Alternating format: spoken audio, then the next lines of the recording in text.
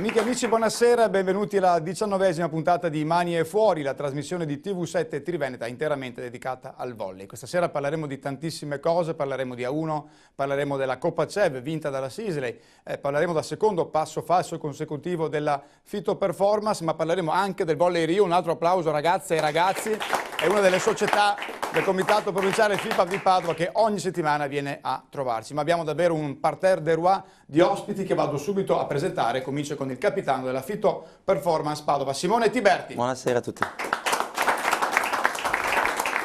Accanto a lui l'abbiamo chiamato perché è un giocatore simbolo di questa squadra, sta vivendo sicuramente giorni particolari, ci racconterà come sta vivendo questo particolare momento della sua vita. Yu Koshikawa. Buonasera.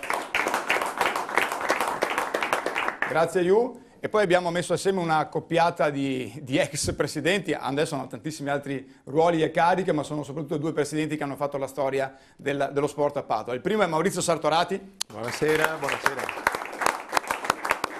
E il secondo, non per ordine di importanza, ma semplicemente perché è seduto dopo Maurizio Sartorati, è Sergio Giordani. Buonasera. Grazie Sergio. Attuale socio della Fito Performance Padova e presidente del calcio Padova degli anni d'oro, a metà degli anni 90 con il Padova in Serie A. Parleremo con loro di questo grande rush finale che ci attende, ma come sempre cominciamo con ordine, cominciamo con il campionato di A1, vediamo cosa è successo domenica scorsa, vediamo in grafica i risultati. Eccoli che arrivano, successo esterno di Trento per 3-0 su Piacenza, successo esterno di Modena per 3-2 a San Giustino, ancora una vittoria fuori casa di Monza Brianza 3-1 a Latina, fa molta fatica Verona contro la già retrocessa Forlì, ma porta a casa la vittoria per 3-2. Successo anche di Castellana Grotte su Vibo Valencia per 3-0, devono ancora giocarsi, si giocheranno in settimana Macerata, Cuneo e Roma Treviso, le due partite che hanno visto le due formazioni appunto Macerata e Treviso impegnate nelle finali di Coppa, quindi si giocherà in settimana. Per una classifica che andiamo subito a vedere. Trento a quota 64 punti, Cuneo a 53, Macerata a 46, Modena a 40, Treviso a 40, Monza a 38, Verona a 34, ottima davvero il momento di forma della squadra di Bagnoli e di Marco Meoni, poi San Giustino a 29 assieme a Vibo, Piacenza a 26 e qui Angelo Lorenzetti invece sta facendo molta fatica, Roma a 24, Latina a 23 con Castellana Grotte, pensate che sembrava già retrocessa, sole due lunghezze di distacco e quindi davvero un finale tutto da vedere. Chiude Forlì già retrocessa in A2 a quota 10, quindi un finale di campionato davvero tutto da seguire anche in A1 sia per quanto riguarda le posizioni di vertice che per quanto riguarda le retrocessioni in A2. Torniamo in studio e parliamo subito, volevo far intervenire subito Simone Tiberti perché è stato comunque un fine settimana importante per due squadre italiane, Macerata che ha vinto la Challenge Cup ma soprattutto Treviso che al Golden Set ha battuto la formazione polacca dello Zaksa allenata tra l'altro da Krzysztof Stelma che con tanti ex italiani in campo. Questo successo di Treviso arriva in un momento particolare della loro storia, a conferma che comunque a Treviso le cose le sanno fare, Simone. Sì, sono stati bravi soprattutto dopo la sconfitta in casa a Belluno perché andare a ribaltare il risultato in Polonia non era facile. Sono stati bravi, hanno vinto anche il Golden Set e penso sia un onore anche per l'Italia, insomma, farci apprezzare anche nelle coppe europee visto il momento difficile delle nazionali. Poi per Treviso in particolare un trofeo in questo momento ha un significato particolare. Macerata è stata altrettanto brava perché a vincere in Turchia non è facile, l'ha fatto con un 3-2 dopo una partita molto tosta perché l'ho vista anche un po' in replica e è stata brava, un bel momento della pallavolo italiana, godiamocelo, aspettiamo Trento per la Final Four di Champions. Tra l'altro Final Four di Champions che ricordo si giocherà il fine settimana del 26-27 marzo, proprio l'abbiamo detto più volte, il giorno della grande sfida tra Padova e Ravenna, di cui chiaramente parleremo dopo. Maurizio, quando parliamo di Coppa CEV ci torna alla memoria l'unico per ora successo di Padova, no? È scritto assieme a uno scudetto di beach volley, se non sbaglio, 93-94. Esattamente. Ma questa Coppa sì. CEV ha ancora l'importanza, cioè si dice che sia un po' come la Coppa UEFA del calcio, no? Beh sì, il paragone è sempre lo stesso, è la Coppa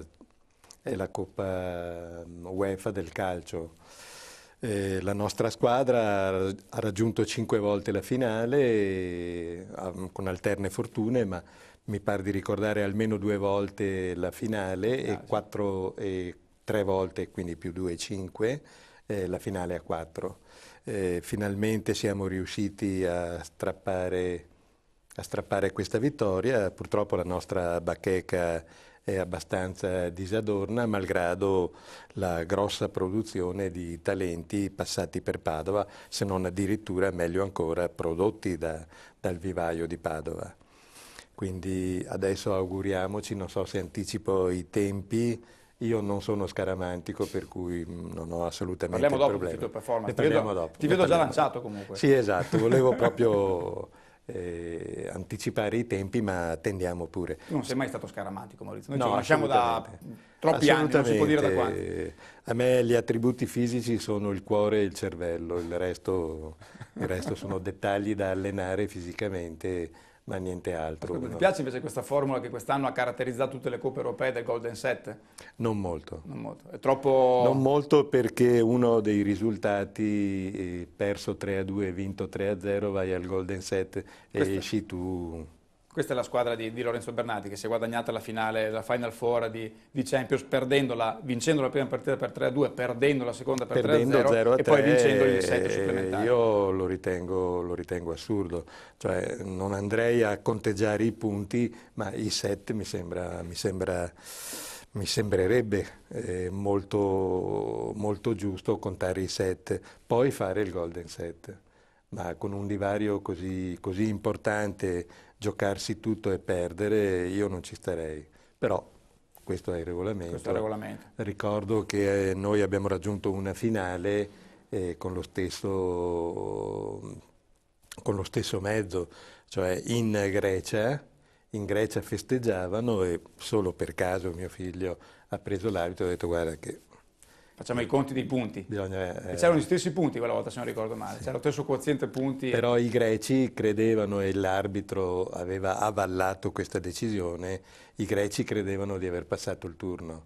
Invece in base al regolamento è stato giocato il Golden Set e abbiamo vinto noi, con leggero disagio da parte appunto dei greci e soprattutto del dopo dici pubblico. che la scaramanzia non c'è, c'è la scaramanzia. No, forse va bene. Sergio, tu che ti stai approcciando al mondo della pallavolo abbastanza da poco tempo, io sono no? neofita. Quando senti parlare di queste regole un po' complicate, ti danno fastidio? No, fastidio assolutamente non le conosco a fondo. Io vado ogni tanto a vedere le partite e devo dire che ci diverte un mondo anche in termini agonisti, perché è veramente emozionante, ed è divertente. Infatti, insomma, come non solo sport, siamo entrati anche come soci perché ritenevamo giusto dare una mano a questa iniziativa. Come bisogna dire che il presidente Fabio Cremonese è stato bravissimo. Penso sia un caso unico aggregare 55, penso 54 o 55 soci che partecipano anche in termini sia, oltre che societari e agonistici, anche in termini di aspetto ludico, tra la pizza e la cena, per cui veramente bravo Fabio Cremonese. Ma chi è che ti ha portato dentro a te? Fabio Cremonese. Ti ha convinto con qualche mezzo non lecito o semplicemente chiedendoti di dare una mano a una squadra di pallavolo? Poi anch'io, ognuno di noi poi si dà da fare per portare dentro altri soci, perché è una cosa simpatica, cioè uno a questo punto non è esposto in termini economici in maniera rilevante come può essere magari il calcio, per cui trova anche un ambiente simpatico. Ripeto, è piacevole vedere anche le partite, perché sono, a parte l'ultima magari in casa non mi sono divertito, era un po' lo sbalordito l'ultima partita vedendo. Con Loreto? Sì, ha sbalordito tutti quella Sergio. Sì, ero sbalordito, ho detto ma adesso passa, adesso cambia. Adesso gira, invece no. Evidentemente capita la serata sbagliata. Certo. Ma io credo che anticipiamo già anche un po' quello che è la seconda parte, perché sicuramente è la parte più importante di questo. Simone, quello è stato un incidente di percorso. A Città di Castello invece avete giocato una gran bella partita comunque, pur perdendo. Sì, sono state due partite diverse, perché con Loreto veramente siamo stati quasi murati vivi, non trovavamo soluzioni, non riuscivamo a passare proprio. Sì. È stata la classica giornata storta, peccato che ne succedono di fronte. Quando succede così la squadra avversaria non sbaglia niente, perché Loreto ha fatto un'ottima partita. Invece quella di domenica è stata una bella partita, niente da dire, il 3-2 ci sta, anche se abbiamo avuto le occasioni per portare a casa i 3 punti. Ne parleremo tra poco. Ti stoppo qui perché abbiamo la seconda parte molto piena, abbiamo le immagini proprio di quel terzo clamoroso set in cui Padova ha davvero avuto, pensate, 7 match ball, quindi 7 opportunità per chiudere la partita, ma non è riuscita a piazzare quel pallone che avrebbe davvero significato molto. Ci fermiamo qui per la prima parte, appunto nella seconda parte. Grande spazio, la Fit Performance. A tra poco. Mi sono tagliato. Scusate.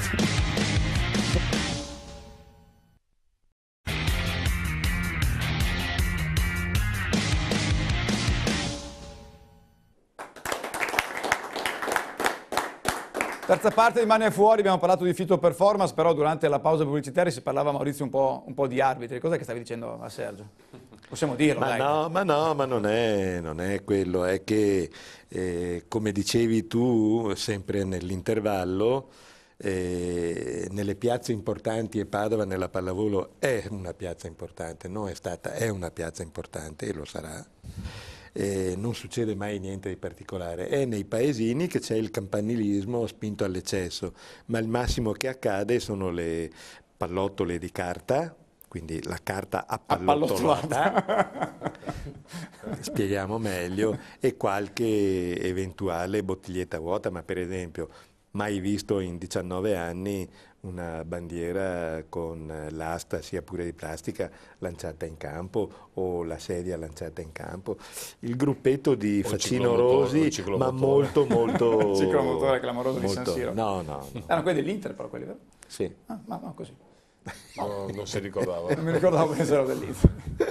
Abbiamo scherzato un po' perché ci stiamo chiaramente lanciando in per questa partita del 27 di marzo, ripeto, grandissime richieste già di biglietti, sicuramente ci sarà bisogno certo del numero di persone, e quello non ho dubbi che ci sarà, ma certo anche di un calore particolare, quindi davvero anche il pubblico sarà chiamato a dare il meglio di se stesso.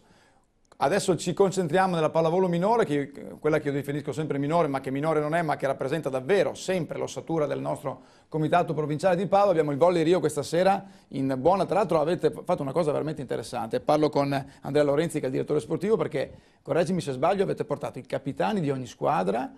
Abbiamo portato i capitani disponibili, perché comunque ci servono altre squadre, chiaramente le under 12, ci sarebbe anche una seconda divisione, le due maschili, c'è la rappresentanza anche dell'amatoriale, di cui avevamo 3 formazioni, perciò non potevamo portare tutti. Ecco, abbiamo fatto una rappresentanza, diciamo che... Raccontaci un po' di questa società, in quanti siete? Quanti siete a Rio di Ponte San Nicolò, non Rio de Janeiro? Chiaro. No, siamo, perché magari qualcuno poteva sbagliare. Noi siamo a Ponte San Nicolò, qui vicino a Padova, ecco, diciamo che noi come società a tesserati FIPA siamo circa 180, abbiamo quasi una quarantina di tesserati WISP che fanno il campionato misto amatoriale, 10 squadre agonistiche femminili, 2 maschili e una maschile, l'Under 13, è in collaborazione con la Pallavolo Padova.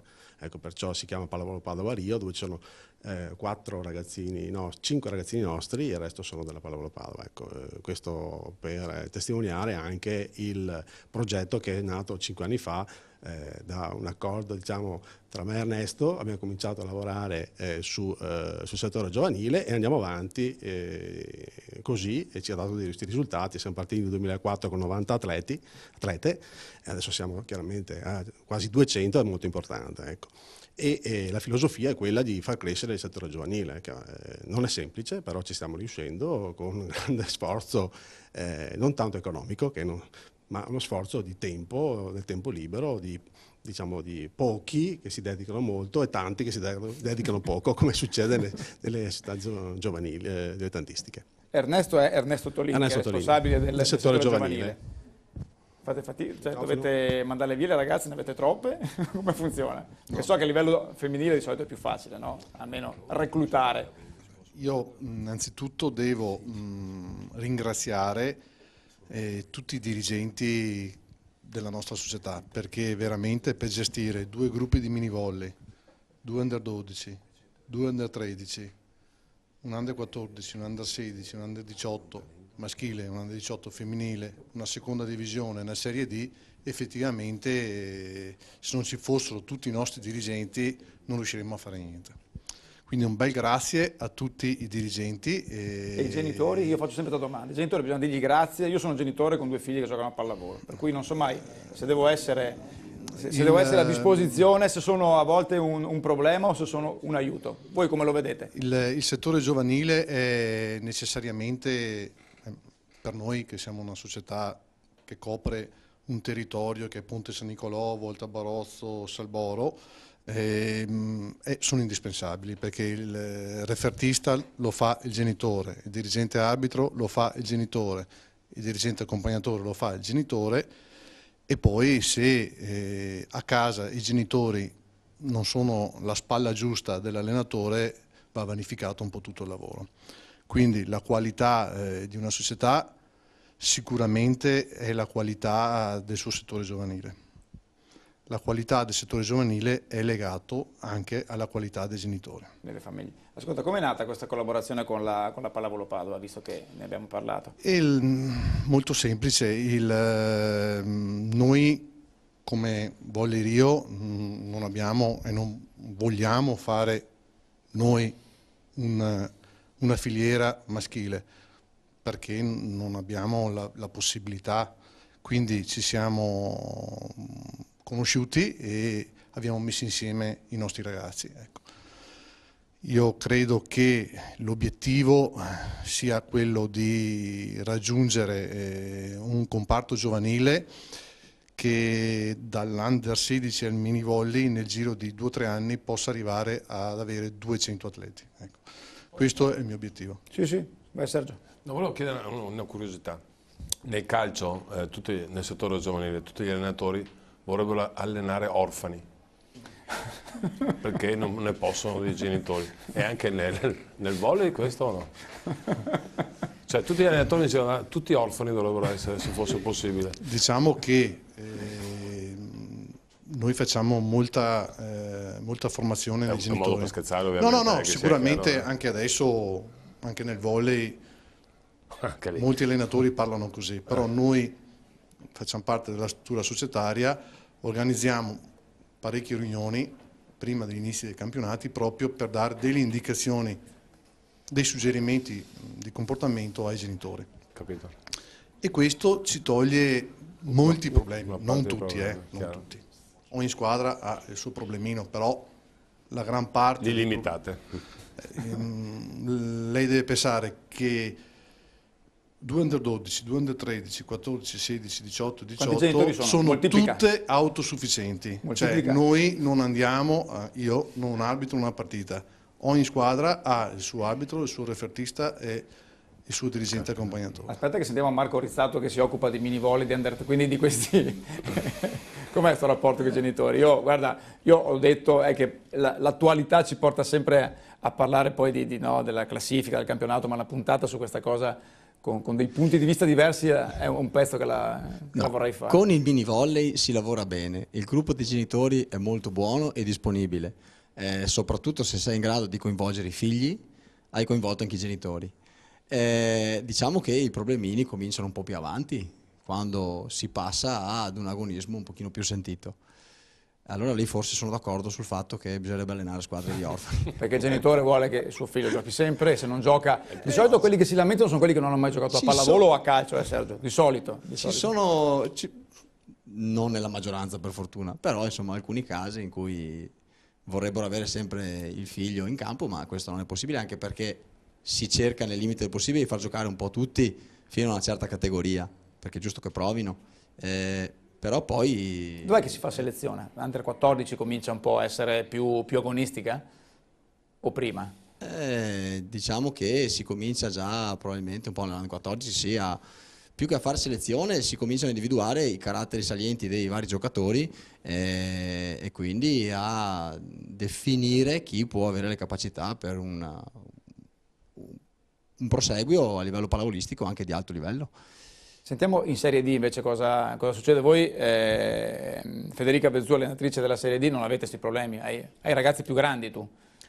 Non molto più grandi. No, non proprio, perché è una squadra un po' variegata, nel senso che ci sono alcune ragazze di esperienza che hanno avuto esperienze qualitativamente importanti, tipo anche Serie C, Serie B, e che portano la loro esperienza guidando anche una parte di ragazze giovani, e quasi tutte provengono dalla nostra società, dal vivaio della nostra società, e questa è la cosa che mi spinge molto a lavorarci per cercare un risultato non solo ai fini di classifica, ma anche una crescita delle ragazze che partono con un percorso dalle elementari o medie fino ad arrivare alla massima serie che è la nostra, come sta andando la il vostro campionato regionale. quest'anno? La nostra squadra sta andando mediamente bene, nel senso che ora siamo terzultime, però anche l'ultima gara che abbiamo disputato sabato scorso mi ha fatto ben pensare, nel senso che era uno scontro contro la terza in classifica. A parte i primi 2 set un po' tentennanti, poi siamo riusciti a recuperare fino ad arrivare al tie break, che purtroppo poi abbiamo perso. Comunque non dovete imitarli quelli di no, Padova, non vogliamo, potete anche non imitarli. Possiamo non imitare i grandi modelli, però penso che con le ultime partite possiamo riscattarci nel migliore dei modi. Maurizio, parliamo di settore giovanile. Per anni tu hai quasi vissuto, no? Di settore giovanile, è stata la linfa vitale per la prima squadra. Sentire che ci sono società che collaborano con la Pallavolo Padova in quest'ottica qua, a me dà una bella tranquillità, no? Sì, io ho gestito i primi anni ed erano gli anni buoni per tutta la pallavolo. Padova in modo particolare ha prodotto grandissimi campioni e in ogni caso molti giocatori di Serie A. Hai fatto da sponsor anche il settore giovanile? Ho fatto da sponsor ed ero... No, ti ha fatto da sponsor, nel senso che i giocatori che poi tu hai ceduto... Sì, d'accordo, sì, scusa. Hanno sponsorizzato. Comunque ero anche lo sponsor. Eri anche lo sponsor, certo. Quindi mi hanno fatto da sponsor e io sono stato lo sponsor. E il problema dei genitori c'è sempre stato, perché noi, al contrario di loro, e io questo l'ho sempre riconosciuto come un merito loro e un demerito mio in particolare, noi scremavamo molto perché quando sei presente in Serie A il tuo obiettivo è produrre talenti per la Serie A. Ed è giusto, ed è sbagliato dal nostro punto di vista, ma è giusto che lo facciano gli altri. Quando un ragazzo è pronto, passa nelle giovanili della squadra che è già in Serie A ed ha un percorso ben identificato. Viene condivisa sta cosa oppure siete, se vi capita il talento scusami, gelosi? Lo considero un difetto, però mi sono sempre autogiustificato in questi termini, perché non potevamo...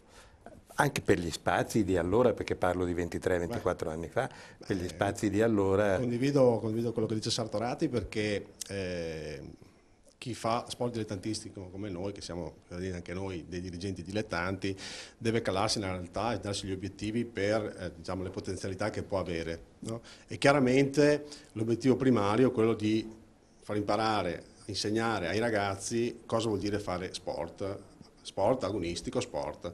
Perché lo sport completa chiaramente il percorso di crescita di un ragazzo, perciò lo studio, lo sport lo prepara poi alla vita nel mondo del lavoro e quant'altro. Perciò anche noi chiaramente facciamo una scelta, ed è quella di fare un buon lavoro di leva giovanile attraverso Marco nelle scuole di Ponte San Nicolò. Da lì portiamo i ragazzi in palestra e poi abbiamo scelto chiaramente una squadra di allenatori preparati, e questo ci permette poi quando sono in palestra, di tenerli in palestra. Quello è l'investimento più importante, credo, no? Sì, quello è l'investimento, perché poi riallacciandomi al discorso Serie A o meno, il bello diciamo, del lavoro che sto facendo io è quello di costruire una squadra in Serie D a costo zero. Allora quello è bello, allora perché ci salviamo senza spendere una lira per gli atleti, e quello è importante, ma non spendere per il cartellino, anche per i rimborsi spese, è una cosa importante. Ne parlavo io, ho seguito altre trasmissioni, ci sono gli altri colleghi che conosco e hanno detto però se andiamo su ci sono rimborsi spese o meno. Ecco, l'importante a mio parere è quello di cercare di tenere unito il gruppo cercando di contare le spese. Ecco, il nostro vanto, a mio parere, è quello di poter mantenere 200 atleti con tutta l'organizzazione logistica che c'è, perché Ernesto Autolini lo sa, lo sappiamo io e lui, cosa vuol dire gestire tutte le palestre, i turni, gli spostamenti, quant'altro. E il costo di una società come la nostra vale sì o no una squadra di Serie B. Sergio, che effetto ti fa sentire il mondo del calcio? È un'altra cosa a tutti gli effetti. Il calcio ha altre logiche, specialmente economiche. Condivido molto il discorso del tipo di gemellaggi con la squadra principale della città. Io a suo tempo avevo fatto appunto questo, avevamo 5-6 squadre, chiamiamole di periferia, tra virgolette, nel senso periferiche a Padova, con cui il rapporto era un po' diverso. Noi cercavamo di aiutarli in termini tecnico, economico, medico, allenatori, in contemporanea ci davano la possibilità di scegliere un giovane all'anno, per cui c'era un dare e avere abbastanza importante. A loro serve, parlo del calcio ovviamente, perché c'è sempre il miraggio del ragazzino che può andare sulla società, sulla grande squadra, sulla società, per cui fa da catalizzatore. Ma penso sia una cosa veramente indispensabile nel settore giovanile, a tutti gli aspetti, a costi decisamente importanti il settore giovanile di una squadra di calcio, e cominciano ad essere molti ragazzi e già a livello di 14-15 cominciano i procuratori, per cui è molto più complicata la faccenda, molto più complicata. Tra l'altro sarà una primavera piena di appuntamenti. Abbiamo avuto ospite il presidente federale del Comitato Provinciale FIPA di Padova Camporese qualche settimana fa, che ci ha appunto indicato la finale Under 14 maschile, la finale Trofeo delle Province. Padova sarà davvero la capitale del Veneto a livello giovanile. Io mi fermo qui per questa puntata importante di Mani Fuori. Comincio a ringraziare intanto tutto il Volley Rio. Fatevi un applauso, ragazzi, ragazze, e in bocca al lupo come sempre per le vostre attività, e ringrazio, l'in bocca al lupo è assolutamente fuori discussione, il capitano della Fito Performance, Simone Tiberti. Grazie Simone. Ringrazio il capitano. Volevo ringraziare i miei capitani. Tutti i capitani bravi che sono stati qua questa sera. Un applauso. È la serata dei capitani, è la serata anche di un giocatore importante che, ripeto ancora una volta, sta vivendo un momento particolare della sua vita. Io davvero in bocca al lupo per la pallavolo, ma soprattutto per i tuoi genitori, per quello che sta vivendo in Giappone. Grazie. Vai, Yu. Con Maurizio Sartorati ci vedremo domenica. Come sempre lui si mette, attenzione, angolo della tribuna stampa, ormai è quello il suo posto. Se non lo vedete lì, preoccupatevi. Grazie Maurizio Sartorati. Grazie a voi, grazie a tutti. E un grazie particolare anche a Sergio Giordani, perché sta diventando un fedelissimo. Invece lui si mette nella tribunetta soci insieme a tutto quel bel gruppo di soci della Fito Performance. Grazie Sergio. Grazie a voi. Grazie davvero per questa puntata, per questa settimana, davvero tutto l'appuntamento per tutti davvero. Domenica ore 18 Palla Fabris, Padova con Perugia, c'è una serie A1 da conquistare. Grazie e buonanotte.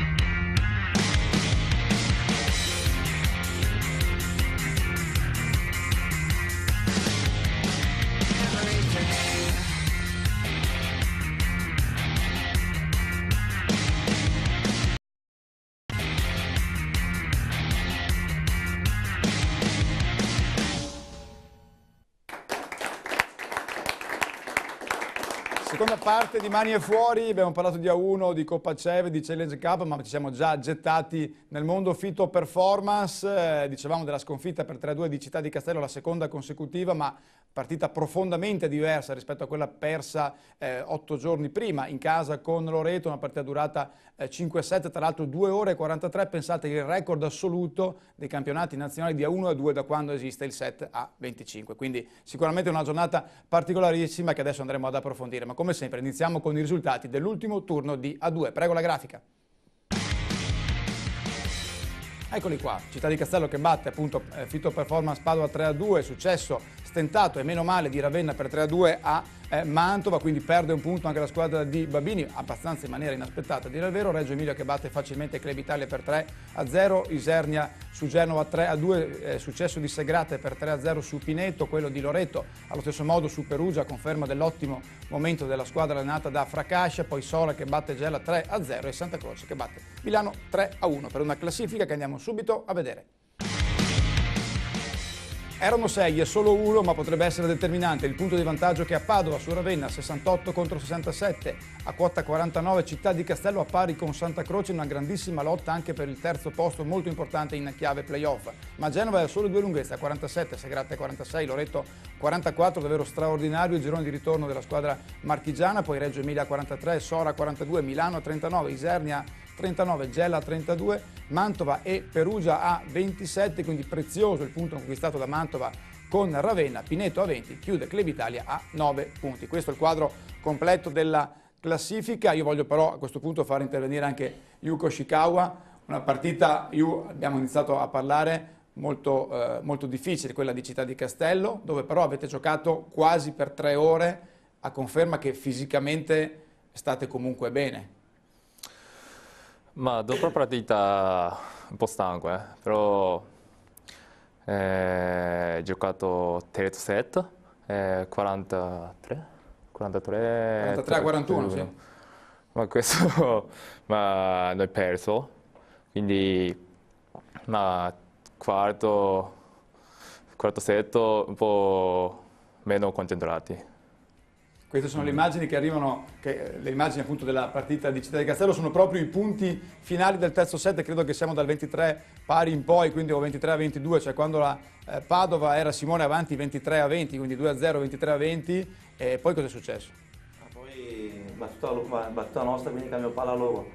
Abbiamo sbagliato un cambio palla e l'ultimo mi sembra sul 24-23 per noi, ha fatto una battuta bella corta loro. Queste sono le reminiscenze che ho perché non ho voluto ancora rivedere la partita.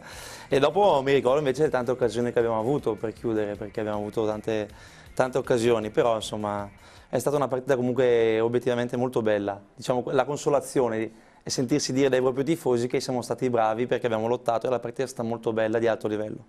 L'unica consolazione oltre al punto preso a Città di Castello. C'è stato un punto che io ho visto prima che ha fatto alzare tutta la panchina, ho visto Simone Roscini che era già in piedi, 26 a 25 per Padova, Tiberti che ti alza una pipe quasi senza muro, e tu cosa hai fatto? Dov'è finito il pallone tuo? In campo o fuori? Fuori. Fuori. Può succedere, no? Ha fatto anche un punto prima, ha fatto un contrasto sempre sul match point.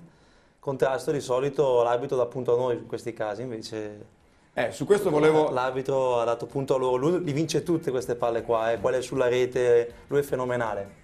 Bah, vabbè, allora qui, Maurizio, qui apro una parentesi, questa palla effettivamente era un match point, Simone, era un match point. Credo che qui sia stato poco coraggioso l'arbitro, credo che quando si gioca in un palazzetto pieno di persone, così anche tutto sommato molto, molto partecipi come erano quelli di Città di Castello alla partita, l'influsso del pubblico sia importante. Forse l'arbitro non ha avuto il coraggio di chiudere una partita su una palla contesa. Ci può stare questo? Io non è che sia un merito, però molto probabilmente avessi avuto questa certezza sarei stato espulso.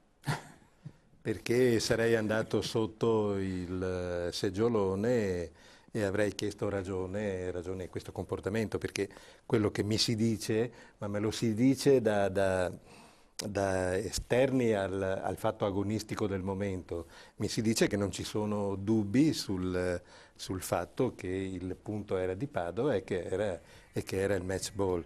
Allora così avrei protestato, normalmente urbanamente, nel senso perché non puoi farlo e io probabilmente l'avrei fatto. Ecco, ma questo non è un merito. Non hai mai visto Maurizio all'opera? Non è un merito, è che sono lì e parto e vengo... Ne conosco un altro. Ecco, quindi ribadisco, non è un merito, ma siccome ti stai giocando... Tu sei mai andato negli spogliatoi come ha fatto Cestaro? No, andavo esclusivamente. Beh, noi non andiamo negli spogliatoi. Chiaramente non sei il primo o secondo tempo. Ma non ho mai interferito durante la partita. Alla fine non mi sono mai precluso di comunque esplicitare il mio pensiero, che non è mai stato tecnico. Cioè io non entro nel merito delle decisioni dell'allenatore. E non gli dico neanche cosa avrei fatto. In genere dicevo avrei fatto qualcosa, significato vuol dire non hai fatto niente. Sergio, tu non era il massimo. Una squadra di Serie A di calcio, quanto parlavi con l'allenatore? Quanto ti piaceva confrontarti? Durante la partita mai, assolutamente. Durante la settimana? Beh, avevi un direttore sportivo, Io avevo un grande direttore sportivo, si chiamava Gradi ed era una persona particolare, che aveva un grande rapporto con gli allenatori in cui riusciva non a dire quello che dovevano fare assolutamente, ma riusciva a suggerire in maniera elegante le sue idee. E quando uno ha un allenatore giovane, come era a suo tempo Mauro Sandrani, che era agli inizi carriera, penso che abbia fatto un gran bene a lui e alla società, avere una persona come Agradi che dava dei suggerimenti positivi. Poi lui aveva anche delle caratteristiche estremamente positive in termini societari, perché molto spesso si prendeva carico dei problemi o delle responsabilità che magari non erano sue. Ricordo che le prime partite di Serie A, noi se le sbaglio le prime 5 le abbiamo perse tutte a livello quasi tennistico, e per cui se 2 mesi prima eravamo degli eroi perché eravamo andati in Serie A, se non sbaglio, la quinta partita sono uscito con la polizia perché non erano molto d'accordo con i risultati. Con lo stesso commissario poi che ci aveva portato a casa da eroi, lo stesso commissario poi mi portava fuori dallo stadio. Per cui è stata un'avventura bellissima e piacevole, ma è una valenza in più avere un direttore sportivo sia con carisma, con esperienza, che si accolla problemi non suoi e tira fuori le soluzioni. Questo credo che ce l'abbia anche la Fido Performance, hai fatto bene, perché parliamo magari poco spesso, poi lui è una persona molto schiva, no Simone? Stefano Santuzze, però domenica sera dopo questa partita che davvero ha tenuto, tra l'altro sono successe delle cose incredibili, qualcuno di voi forse le avrà vissute, chi non ha avuto la fortuna di essere a Città di Castello può aver seguito la partita per radio con il commento di Alberto Sanavia e molti altri hanno seguito, come spesso si fa, la partita su internet. C'è un sito, c'è il sito legavolley.it che aggiorna praticamente ogni 10 secondi il punteggio, perché chiaramente la pallavolo va aggiornata velocemente. E nel terzo set c'è stata anche una beffa, perché il servizio risultati aveva messo 27-25, quindi 3-0 era già partita il risultato, Simone, quindi già chi seguiva, tra l'altro come me, perché domenica non ero a Città di Castello, aveva già risultato, aveva già chiuso la partita e forse stappato anche la bottiglia di spumante. Da lì a poco invece improvvisamente, quasi magicamente, il servizio è tornato a rimettersi in moto ed era 28 pari, quindi sono successe davvero di tutti i colori. Comunque una partita, diciamo prima con Yu, che comunque se c'erano dei pensieri dopo Loreto di una squadra che poteva essere stanca o che poteva aver finito le energie, credo che questo sia stato, almeno questo, dissipato, Simone. Poi le occasioni le avete sprecate comunque. Le occasioni sprecate senz'altro, però siamo stati, direi, proprio bravi, anche perché dopo un set così rischiavi veramente di finire la partita male, invece abbiamo avuto tanto equilibrio anche nel quarto, che abbiamo perso comunque 22, il tiebreak stavamo mi sembra 10-9 per noi, insomma. Abbiamo avuto una bella reazione anche dopo quel set perso, perché veramente ti taglia le gambe, vedi 43-41, tifosi che quasi scendono in campo per la gioia, perché inizialmente pensare di vincere un set con la prima in classifica è già una buona cosa. E invece loro non sono calati, ci aspettavamo magari anche un calo di Rosalba, perché alla fine alla sua età una stagione non la fa mai intero, invece ha continuato a giocare su ottimi livelli. Noi però siamo fiduciosi perché è una sconfitta, ma ci dà molto morale. Ascolta, vi aspettavate un po' meno. Allora, Paolo Montagnani mi ha detto che vi aveva proibito di seguire la partita di Ravenna, che ha giocato alle 11:30, ma che ha visto che sotto il tavolo, con la scusa di vedere cosa faceva il Milan col Bari, eravate lì con i cellulari a vedere. Sì, inevitabile. A questo punto ci guardiamo, perché obiettivamente pochi punti possono fare la differenza. Ma io l'avevo detto ad Alberto Sanavia in settimana, adesso l'avversario non conta. Chi c'è di là conta poco, perché anche Mantova, Bastia Umbra, domenica Ravenna riceve Isernia, sono tutte partite difficili perché ognuna vede l'obiettivo vicino e dà tutto, quindi sapevamo che anche a Mantova Ravenna poteva trovare delle difficoltà, la trovate e speriamo che anche domenica ne trovi con Isernia. Io però a Maurizio Sardorati e a Sergio Giordani voglio chiedere, voi siete stati esperti, con Maurizio abbiamo vissuto in prima persona tantissime partite, tantissimi campionati decisi all'ultimo minuto. Sergio è stato protagonista di spareggi, promozioni, salvezza che hanno fatto impazzire mezza Padova. Cosa bisogna fare in queste settimane, Maurizio e poi Sergio, per stare dietro a sti ragazzi? Bisogna sdrammatizzare, è più importante sdrammatizzare, è più importante invece tenere la squadra in tensione perché il calo può esserci? C'è qualche ricetta oppure prendere quello che viene? No, faccio fatica a rispondere a questa domanda, faccio molta fatica. Bisogna guardare avanti e basta, perché come dice Simone è stato importantissimo portare la partita al quinto set e avere avuto ancora al quinto set l'opportunità di avanti 11-9 la squadra nel quinto set. 11-9, 10-8, 11-9. Francamente io pensavo che comunque il quarto set avesse fatto smaltire un'eventuale rabbia per il fatto di aver creduto di aver vinto. L'arbitro ha decretato il punto in modo opposto, è ripresa la partita perché, racconto un aneddoto, è una stupidaggine. Io guardo sia televideo che al computer, mia moglie guarda la TV in un'altra stanza e io gli ho urlato 3-0 per noi, no. E lei ha detto no. No, e poi la partita è ripresa, lei mi chiede cos'è successo e io, facendo una delle solite stupidaggini, ho telefonato sia a Santuzze e a Camporese pur essendo in panchina, però non mi ha risposto nessuno. Ha detto come mai questo qua chiama? Volevo capire che... È successo, questa cosa ha effettivamente mandato in tilt molti, Sì, perché c'è stato stato un giro di telefonate però piuttosto poi quando ho visto tremende. la reazione al tie break pensavo che di nuovo l'avessimo ripresa, perché 10 a 8, Poteva starci. 11 a 9 toccava a noi, insomma. Cosa fare questa settimana qua? Chiacchierando prima l'ho detto, ma l'ho detto a loro e l'ho detto, ho chiacchierato con Paolo. Non c'è nulla da dire, si vince domenica e poi c'è che io non considero, fermo restando il rispetto per l'avversario, non considero un problema per la nostra squadra, la partita di domenica, per cui non c'è dal mio punto di vista francamente nulla da aggiungere o da dire. Si fa la partita in base alle caratteristiche dimostrate durante tutta la stagione. Adesso siamo alle porte di una specie di spareggio. Allora, Montagnani ha portato questa similitudine, domenica c'è una semifinale e poi quella successiva è la finale, quindi devi vincere la semifinale che Maurizio dà. Io sono d'accordo con questa similitudine. Ci sta. Cioè è meglio non considerare la terza e considerare le prime due e vedere cosa succede. Ma rispetto alla tua prima domanda è dare tranquillità alla squadra. Non hanno bisogno di essere caricati, penso, sanno già loro, cioè non c'è bisogno di tensione assolutamente, per cui sanno che si giocano la stagione, non c'è bisogno di caricarli, penso che Maurizio condivide, non ci sono ricette, Sì, tranquillità, per cui sanno già cosa devono fare. Simone, state facendo allenamenti normali in settimana questa? Sì, abbiamo avuto mezza giornata martedì perché penso che se avessimo iniziato martedì mattina saremmo arrivati con le stampelle, perché ancora adesso un po', 2 ore e 50 di partita si sentono. Però sì, tutto a posto, qualche piccolo problema, qualcuno con la bronchite, però insomma penso che come atmosfera la solita, anzi a me piace vivere queste settimane, sono le più belle in assoluto, perché penso che tante altre squadre pagherebbero per essere al posto nostro e vivere con tutta questa pressione. Per me è fantastico, insomma, è quello che ci dà la carica in questo momento. È quello per cui giocate, vi allenate tutto l'anno, probabilmente. È quello per cui giochiamo, insomma, paradossalmente sì, magari domenica potevano dire facciamo 3 punti e lo scontro diretto neanche ci interessa, invece da un lato dico che bello fare una partita che penso... Hai fatto di proposito perché così, no? No, quello proprio no, però magari me lo richiede dopo Ravenna e dico di sì, spero.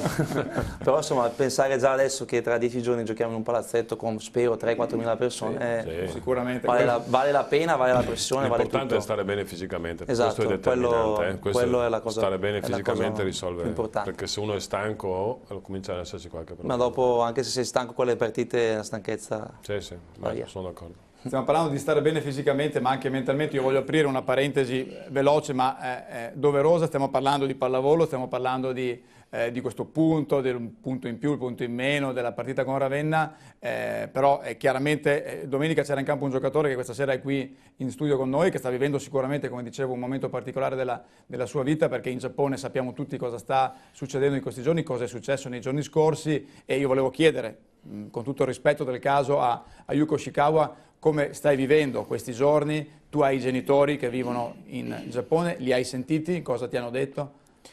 Miei genitori e mia città non c'è problema perché è più lontano, però zona est, zona nord, tutto casino, quindi anche io ho un po' paura, però anche adesso in Fukushima radioazione, cioè, quindi ma adesso zona piccola, però dopo non so, quindi un po' paura mia famiglia, però devo giocare qui, quindi... Tu hai la testa, riesci a stare concentrato, a stare sì. nel campo, questo ti fa molto onore. Io quello che ho visto in questi giorni, posso dirlo, credo che il popolo giapponese, i giapponesi siano un popolo straordinario, perché stanno reagendo con una grande dignità e con grande anche ordine, no? Ho visto persone che non si stanno disperando, stanno già forse lavorando, stanno già pensando per sistemare, vero? Questo è qualcosa che si vede. Siete molto ordinati da questo punto di vista. Incredibile, no Sergio? Credo che si siano viste delle cose, tra l'altro sentivo oggi, si parla di scosse di assestamento di 6,8 gradi Richter, che da noi vuol dire sconvolgerebbero mezza Italia, quindi è una grandissima...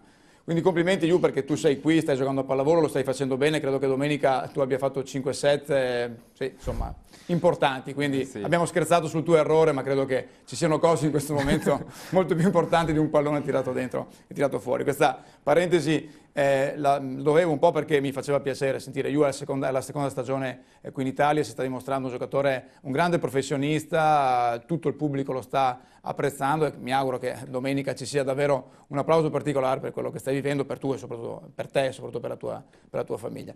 Quindi domenica, come dicevamo, ci proiettiamo quindi nel prossimo turno e chiedo alla regia di mandare subito la grafica del prossimo turno di A2 perché commentiamo appunto il prossimo turno anche di Ravenna. Prego la grafica. Eccoci qua, Reggio Emilia che ospita Santa Croce, Città di Castello con Sora, Padova che ospita Perugia alle 18 al Pala Fabris di Padova, Segrate con Loreto, Genova con Club Italia, Milano con Gela, Pineto con Mantova e Ravenna con Isernia. Questo è il quadro completo della terz'ultima giornata. Ricordo ancora una volta gli impegni, quindi Padova con Perugia, Ravenna con Isernia, queste sono le due cosiddette semifinali. Poi domenica 27 marzo scontro diretto alle 18 al Pala Fabris, si era parlato, si era ventilato anche di una possibilità di anticipare alle 11:30 la partita per fare la diretta su Sport Italia. Fortunatamente le due società hanno rifiutato perché credo che sia importante che la partita che potrà decidere probabilmente il campionato si giochi nelle migliori e nelle condizioni più regolari possibili. E poi ultima giornata, lo ricordo ancora, Padova impegnata a Milano e Ravenna in casa con Perugia. Simone, si può ancora pensare che domenica possa succedere qualcosa o davvero è un turno, chiamiamolo così, di passaggio? Può succedere di tutto, perché se stiamo a vedere il calendario la partita più dura ce l'hanno loro, perché Ravenna Isernia viene da 6 vittorie consecutive se non sbaglio. Può succedere di tutto, io penso che noi dobbiamo pensare solo a noi stessi, a vincere 2 partite, una alla volta soprattutto, poi come facciamo tutte le domeniche, finiamo, vinciamo, ultimamente un po' di meno, però di solito eravamo abituati così, vinciamo e poi sentiamo cosa fa Ravenna. Può starci la sorpresa ma non ci crediamo molto, quindi noi pensiamo a noi e pensiamo ad arrivare in vantaggio allo scontro diretto. Maurizio, ma può cambiare qualcosa all'interno di un gruppo così coeso quando ti vedi questo vantaggio che tutto sommato si assottiglia, anche se in realtà poi se andiamo a vedere, a leggere il calendario, tutto sommato sta succedendo quello che è successo nel giorno d'andata più o meno, come andamento? No, secondo me è il risultato che sgombera il campo da un eventuale problema mentale, perché se si fosse perso allo stesso modo che con Loreto in casa, allora sarebbe suonato un grave campanello di allarme. Invece si è avuta l'opportunità di chiudere sul 3-0, poi al quarto set... Scusa Maurizio, ti interrompo, sono le immagini della partita di andata con Perugia, prego. Sì, voglio dire, dal mio punto di vista ha sgomberato... o ha anticipatamente sgomberato l'idea di sovraccaricare di significati che ci sono, perché dovesse esserci la sorpresa evidentemente il significato è insito, ma la buona prestazione, come diceva Simone, la buona prestazione secondo me non dovrebbe aver creato alcun pensiero per il fatto di aver smarrito nelle ultime 2 giornate 5 punti su 6, ma è Loreto che ha infastidito. Che ha suonato come nota stonata. Secondo me non credo che loro abbiano di questi problemi. Insomma. Sergio, questo non è più presidente da circa un anno, però la domenica chiama, rompe le scatole. Facevi anche tu quando hai smesso di essere presidente o ti sei staccato in maniera più netta? Io vado a vedere tutte le partite. No, tutte le partite in casa, preciso, non in trasferta perché sennò qualcuno mi picchia. Per cui no, io sono rimasto tifoso. Dopo 10 anni uno rimane tifoso, penso per sempre. Ti rimane dentro, per cui quando c'è tensione allo stadio mi sudano ancora le mani, cioè normale. Ti senti ancora molto coinvolto, insomma? Sì, per me Padova è una cosa importante, il calcio Padova. E la pallavolo che tipo di sensazioni ti dà? Cioè, diverse forse? Quando vado a vedere la pallavolo mi diverto e provo meno ansia, non c'è... Mentre quando c'è il calcio Padova che gioca e vedo qualche azione particolare mi provoca ansia. tutto sommato è più divertente vedere la pallavolo perché c'è meno stress psicologico. Prossime 2 domeniche ci sarai? Sì. L'hai messo in agenda? Sì, già segnato. Simone, che avversario è Perugia? Un avversario con nomi importanti, perché a dispetto della classifica, nomi veramente importanti nel sestetto e anche una buona panchina, quindi una squadra da non sottovalutare, una squadra che verrà come tutte quelle che abbiamo incontrato fino adesso, senza niente da perdere, quindi mi aspetto battute sempre tirate, tanto per vincere con la prima in classifica è difficile, quindi tiriamo tutto braccio, insomma, una partita tosta, già all'andata hanno fatto vedere buone cose, una squadra molto brava a muro, quindi particolare attenzione a quello. Ascolta, con Loreto Paolo Montagnani aveva puntato l'indice sugli schiacciatori di zona 4, quindi Yu, quindi Mattia, quindi poi Cico quando è entrato, che hanno fatto veramente molta fatica, 17 muri. Questa volta mi sembra che i numeri degli schiacciatori siano stati decisamente migliori. Mattia Rosso ha chiuso con 30 punti in attacco, mi pare il 62%. Sì. Merito loro o più merito tuo che li hai smarcati senza muri? Ma premesso che loro stanno facendo una stagione fantastica, perché sia Mattia che Yu stanno attaccando benissimo, sono poche le partite in cui la percentuale di attacco va bassa, infatti penso anche nelle statistiche della Lega siano tra i migliori giocatori in attacco in quest'anno. È stata una giornata particolarmente difficile con Loreto, perché di là erano veramente bravi, poi a palla staccata non abbiamo trovato le soluzioni trovate in altre giornate, però loro stanno facendo sempre merito degli schiacciatori. Noi palleggiatori ci prendiamo pochi meriti, ma va bene così. Yu, tu come ti senti in questo momento a livello di forma fisica? Tu stai giocando da quanti mesi senza mai fermarti? Mondiali, scusami, non hai mai smesso di giocare? Adesso meglio, Adesso meglio? Sì. Sei meno stanco adesso? Sì, perché mancano 3 partite, quindi... Speriamo che ne manchino solo 3. Speriamo che manchino solo 3 partite. Speriamo, Yu. 3 partite, no? Sì. Playoff. No, No, non playoff. non vuoi playoff? Sì. Non li vuole nessuno i playoff? Solo 3. Solo 3. Speriamo che sia davvero questo l'obiettivo della Fiso Performance Padel. Lo ricordo ancora una volta, domenica alle 18, questa partita comunque importante. Oggi il presidente Fabio Cremonese ha lanciato, e lo leggeremo sui giornali di questi giorni, un appello a tutti i tifosi, perché davvero debbono essere le ultime 2 partite in casa, davvero con un palasport strapieno. Ci sono già molte richieste di biglietti in società per la partita di Ravenna. Credo che i 4.000 posti del Pala Fabris saranno per la prima volta, almeno per quanto riguarda la pallavolo, completamente esauriti. Ci fermiamo qui per la seconda parte. Nella terza parte parleremo del pallavolo Rio, del volley Rio, e quindi a tra poco per la terza parte.